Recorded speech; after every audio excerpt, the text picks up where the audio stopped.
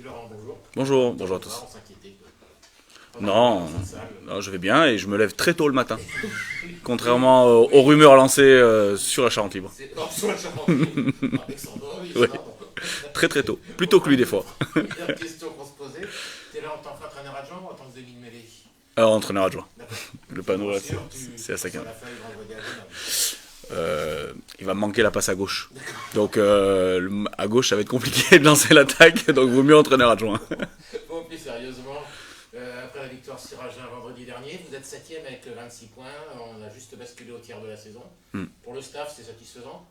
Ouais, je pense qu'on est à la place où on souhaitait être, c'est-à-dire être accroché au 6.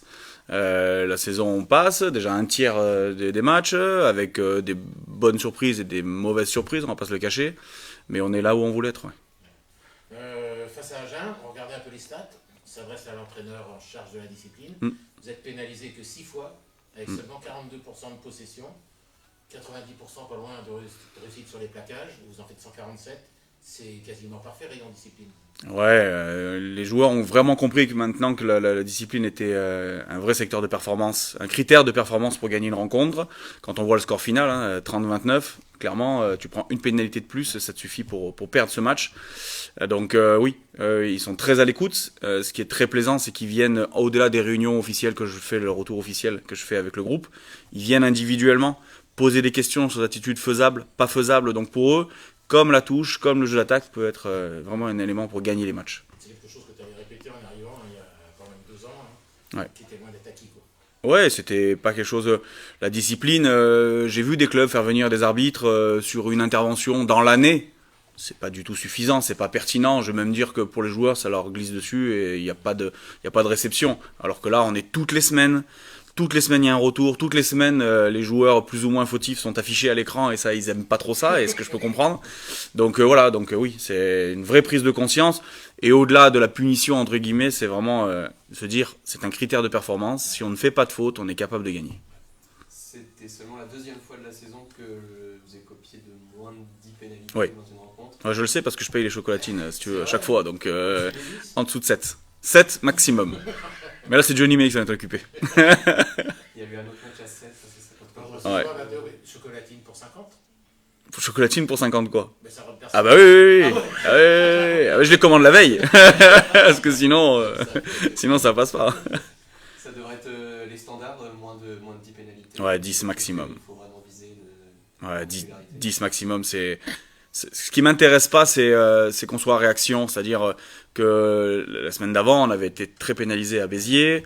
Ouais, 13 pénalités, c'est au-dessus de ce qu'on peut faire. Et quand on voit la physionomie de Béziers, quelque part, c'est encore un critère qui aurait pu nous faire basculer dans l'autre sens. Donc je veux pas qu'on fasse un coup 13, un coup 6. Je préfère qu'on fasse 10 maximum toute la saison. C'est pas faisable, bien évidemment, faut en être conscient.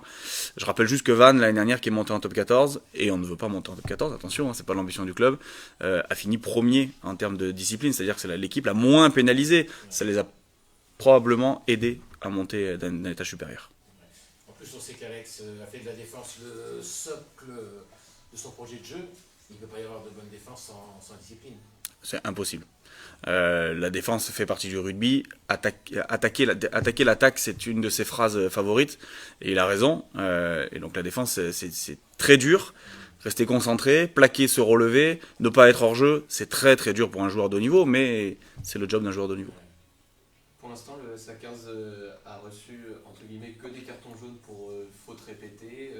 Il n'y a pas eu de jeu dangereux sanctionné, de plaquage trop, comme on voit souvent en top 14 pour les deux. C'est des choses, des attitudes qui se travaillent à l'entraînement. C'est positif pour l'instant.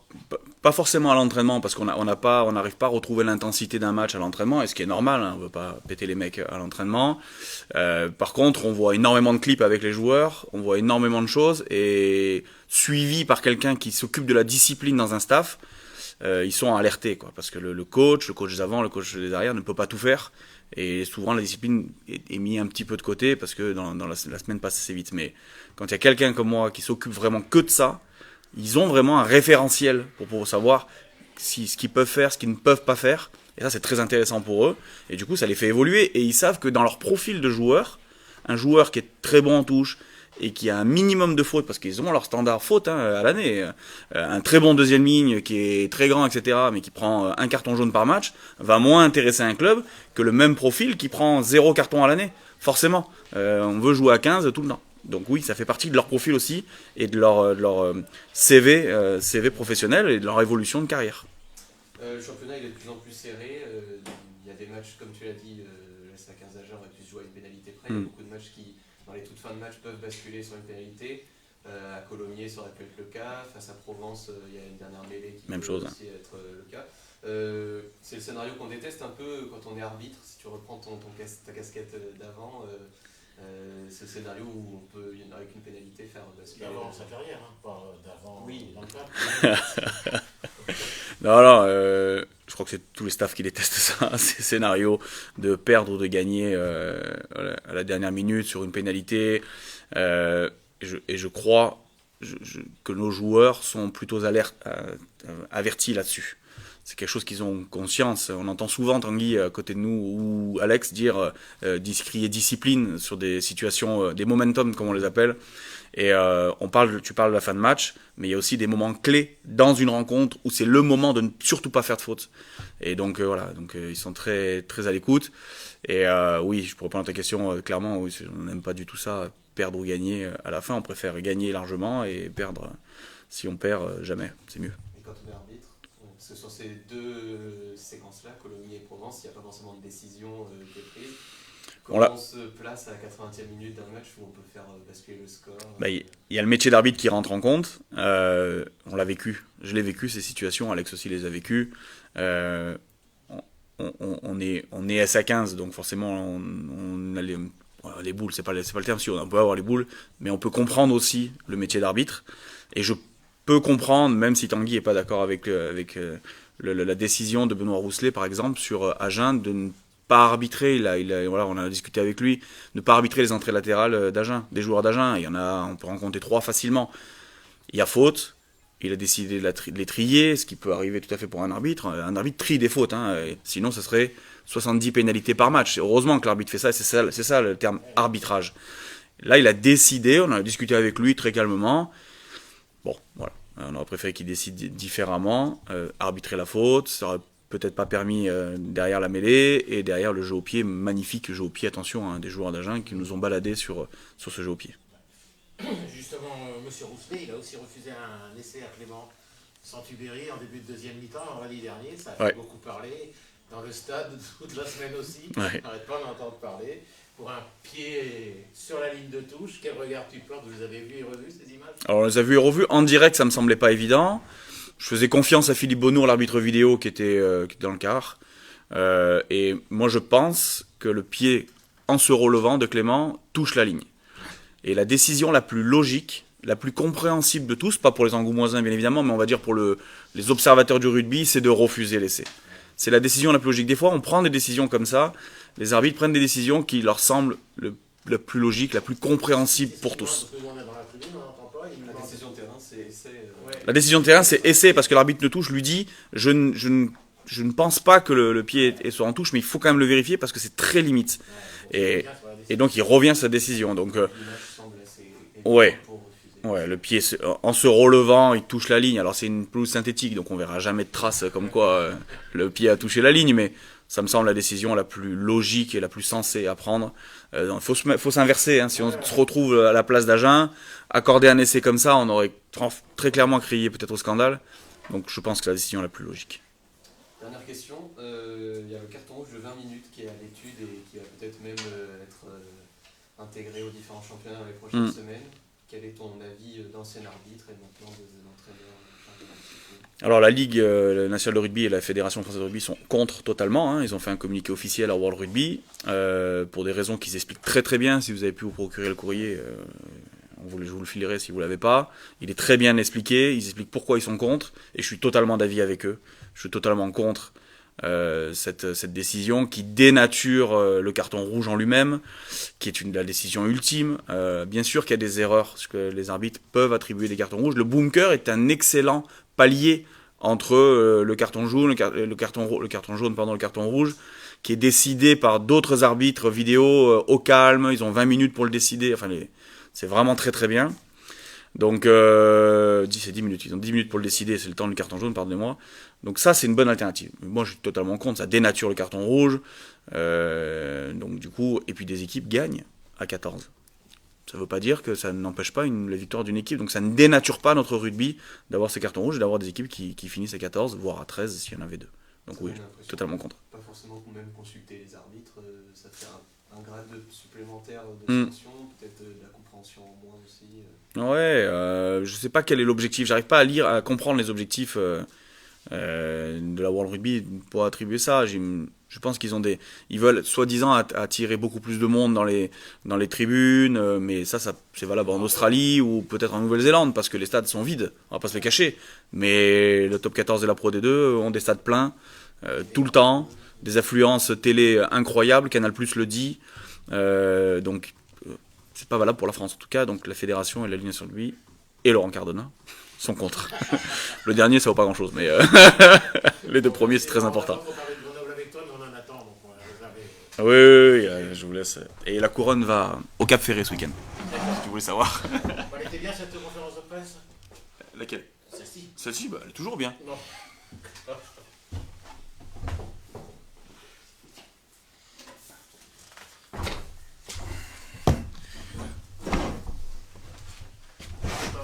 Bonjour messieurs. Nathan n'a pas encore marqué d'essai à sa 15, désolé de commencer. Toujours pas, non. Est-ce que quand on est lié, c'est quelque chose qui trotte dans la tête ou on s'en fait pas Si, c'est frustrant, c'est sûr. On a envie de marquer, si on pouvait, on marquerait tous les matchs.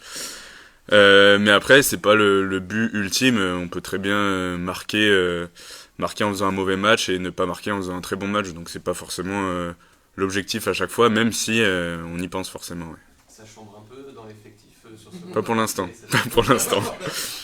Attends que t'en as pas. Ouais. Bon, le staff fait toutes les semaines énormément de changements, énormément de rotations. Ça permet d'avoir toujours faim, toujours envie de marquer des points quand on te donne ta chance. Ouais, c'est ça. Il y a un bon turnover, une concurrence qui est très saine à tous les postes.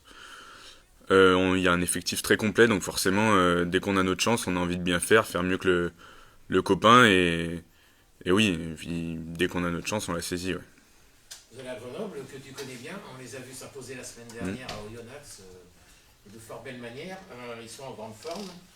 Vous allez dans quel état d'esprit, sans pression particulière?